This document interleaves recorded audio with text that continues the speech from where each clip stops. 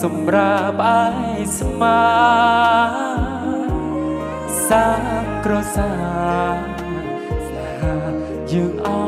យប្របីមរដងអូដំខ្សែខ្សា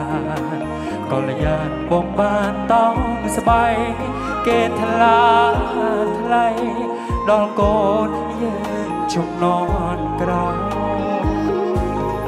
អូនជាម្ចាស់ក្សិណត្រីនៃជី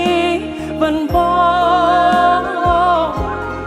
មកតណាំងភាពដែលមានអូនជាភរិយាបងអើយឆ្លងប៉ុន្មានជាតិសុំមិនឃ្លាតឡើយផ្សងជួបត្រានត្រើយ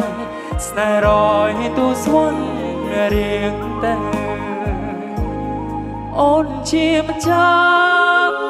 ស្ត្រីនៃជីវិតបងមកតណាំងភាពដែលមានអូនជាភរិយាបងអើយឆ្លងប៉ុន្មានជាតិសុំមិនឃ្លាតឡើយផ្សងជួបត្រានត្រើយស្នេហ៍រយទូស្វន់រៀងទៅផ្សងជួបត្រានត្រើយស្នេហ៍រយទូស្វន់រៀង